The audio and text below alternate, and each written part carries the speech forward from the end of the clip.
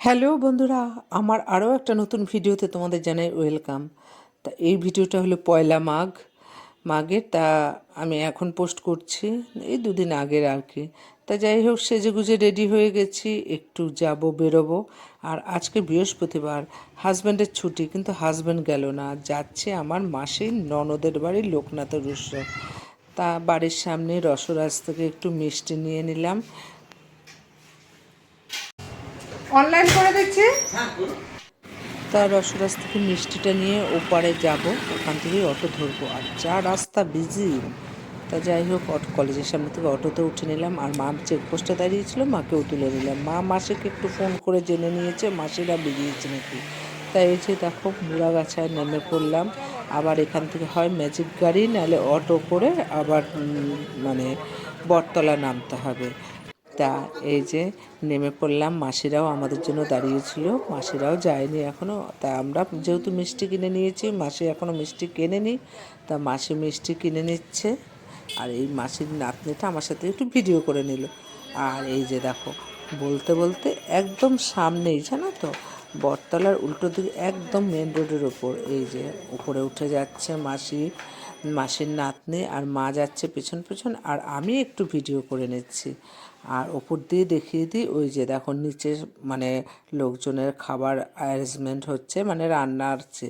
আর আমরা আস্তে আস্তে পুজোটা শুরু হয়ে গেছে, কারণ আমরা আস্তে আস্তে 1:30।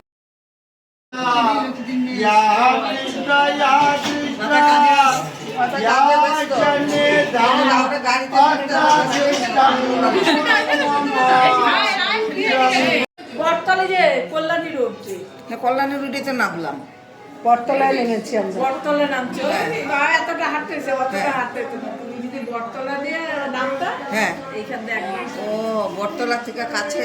একদম যেহেতু ঠাকুর ঘরের প্যাসেজে ওখানটা খুব ছোট, তাই এই যে দেখো ডাইনিংয়ে সব চেয়ার পেতে দিয়েছে সবাইকে বসার জন্য।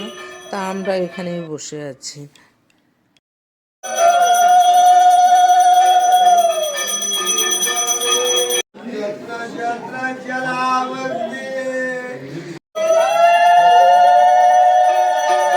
তাই এখন বাজে ঘড়িতে 3টে। তা আমরা আসার সাথে সাথে লুচি ছোলার ডাল দিয়েছিল, কিন্তু আমরা ওই বেলায় আর খাইনি। তা এখন মাসি বক বক করছে, যা তোর আগে খেয়ে নে। তা বাড়ির সবাই মোটামুটি খাচ্ছে, তা আমরাও বসে পড়লাম। আর মানে দুপুরবেলা একটা ঘরোয়া আয়োজন হয়েছে, রাত্রেবেলা সমস্ত লোকজন আসবে। তাই যে বসে পড়েছি সব আত্মীয় স্বজন মিলে।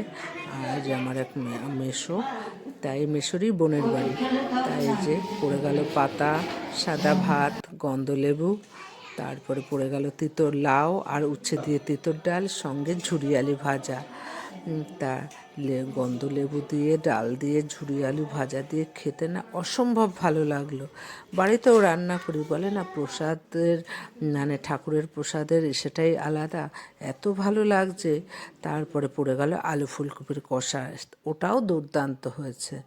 তারপরে পড়লো ধোকার ডালনা, বলে না ঠাকুরের প্রসাদ যেমনই হোক খেতে অমৃত লাগে।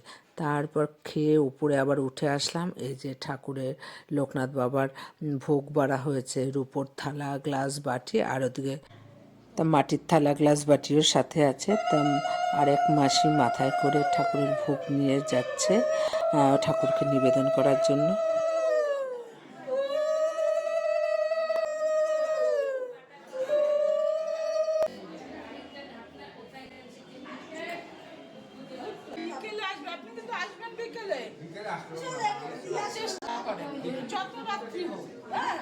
বাবা আসবে,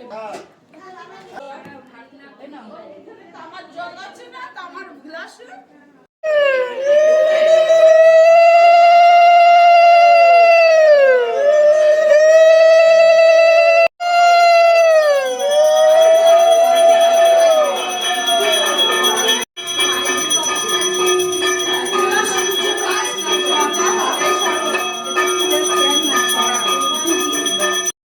তা ওদিকে পুজো চলছে, আর মাসিরা মিলে সব গল্প করছে।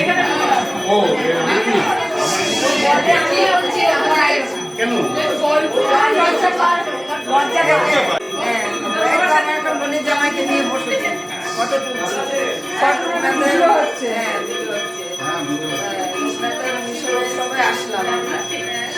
বউ তাকাই দিয়ে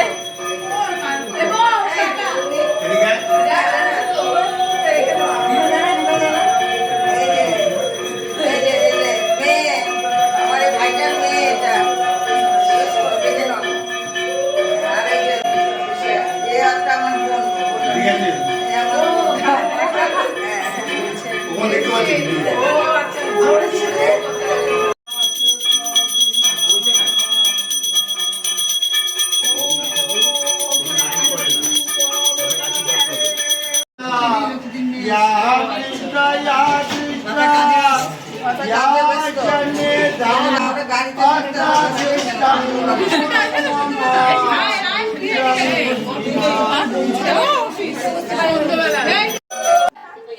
তা পুজো শেষের পথে এখন যজ্ঞ হবে, তা ঠাকুরমশাই যজ্ঞের সব উপকরণ জোগাড় করছে।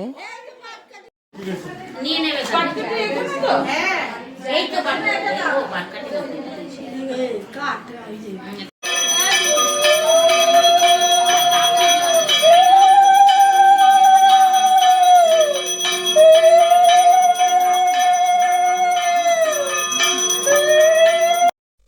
তা যজ্ঞের আগুনটা দেখো কত উঁচুতে উঠেছে।